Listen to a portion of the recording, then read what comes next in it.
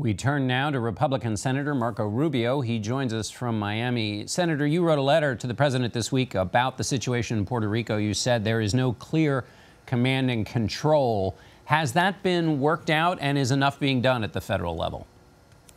Well, I think it really, hopefully, began to turn the corner on Thursday evening when General Buchanan arrived and the sort of command began to take over of the daily tactical and logistical operation on the ground.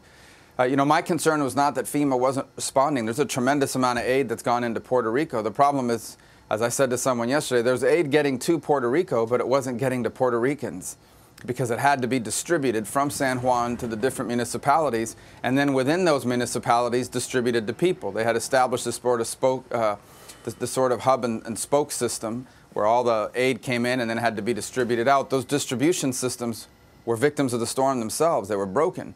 And so I felt and continue to feel that the Department of Defense are the only people that could have gone out and reestablished that. And I hope that that's what's begun to happen. There are some small inkling signs of progress in that regard. And obviously, from the time they make a move to the time you start to see its effects will take a number of days. There are some other issues now emerging that I think are problematic, and I'm very concerned about the situation with the hospitals in Puerto Rico. You know, I've heard some concerning things about that, and hopefully we'll keep an eye on that as well. What concerns you the most about the hospitals? I'm concerned about the capacity of these hospitals. I'm concerned about how many medical personnel might still be around, and do they have sufficient quantities of that?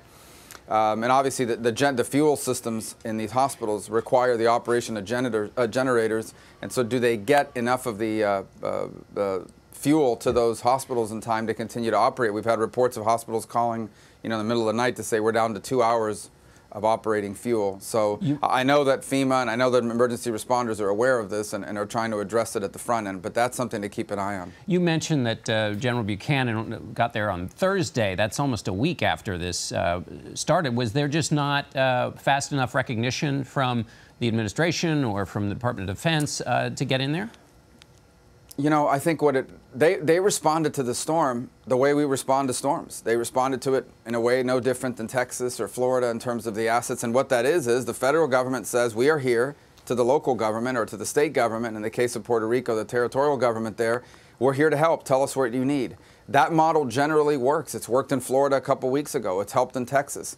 It didn't work in Puerto Rico. And the reason why it didn't work is because the government of Puerto Rico itself is a victim of the storm.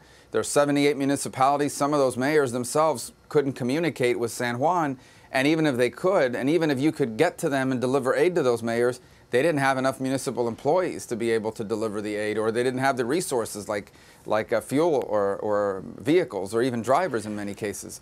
So that they recognized that a few days later. But again, from the time you make a decision to make a change to the time you start to see its impact, takes a number of days, and hopefully we are now at that point in time where we're going to begin to see some measurable progress. Speaking of the government, the president has been quite critical of the mayor of San Juan. What do you make of that?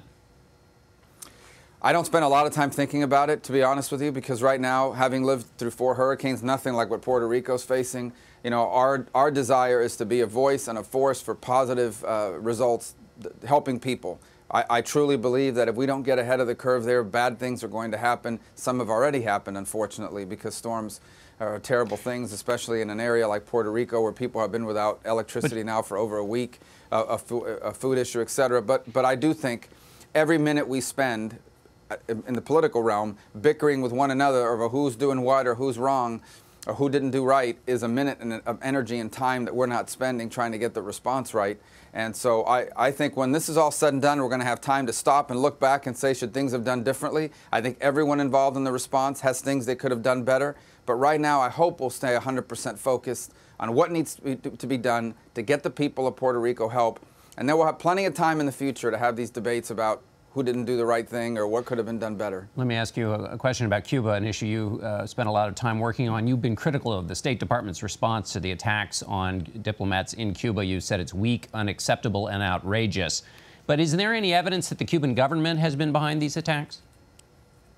Well, obviously, I'm limited in what I can discuss in a media program like this. Let me just say this. Cuba is one of the most tightly controlled and monitored society in the world. Anyone who's interacted Cuba, been to Cuba, or has anything to do with Cuba understands that very little happens in Havana that the Cuban government doesn't know about, especially Americans working for the State Department. So the idea that over 20 Americans working for the State Department, working for the U.S. Embassy, could be severely injured in Cuba and the Cuban government not know anything about it is ridiculous. What should be done now? Well, I think they've done half of it, which is drawing down our embassy presence, again, for purposes of protecting our personnel. Everybody knows how I feel about Cuba policy, but set that aside for a moment. If something like this had happened anywhere in the world with a government that tries to argue that they know nothing about it, this was the same response we would advocate. So I agree with the drawing down of our personnel. I just think it is fair and reciprocal for us to require a proportional drawdown of the Cuban embassy and the Cuban diplomatic presence in the United States. And that's what I expect they'll do. Let me ask you another question. Your Secretary Price had to resign this week because of his private plane travel. The White House has new procedures here. Is that it? Is this an executive branch thing, or does Congress need to look into this and oversee this since Congress controls the purse strings? Well, I mean, obviously Congress controls the purse string, and you can always look in the internal budget of an agency and put prohibitions in place. But first, I think it's an executive office management issue, and if they can get ahead of it and manage it appropriately and prevent that from happening in the future, that's what we would expect them to do, and there may not be a problem to solve. Congress should be focused on tax reform. Congress should have its hands full in the weeks to come in trying to get tax reform done, hopefully before Thanksgiving. That won't be easy. And you'll have some guests on later today that will describe the path to get there and how difficult that could be. And so, but again, look, I think this was an issue that unfortunately kind of got in the way of Secretary Price being able to continue to do his job. I think he's a good person. Obviously, this didn't work out in a positive way, and he had to step aside. But the important work has to continue. All right, Senator Rubio, thanks so much for being with us. Thank you.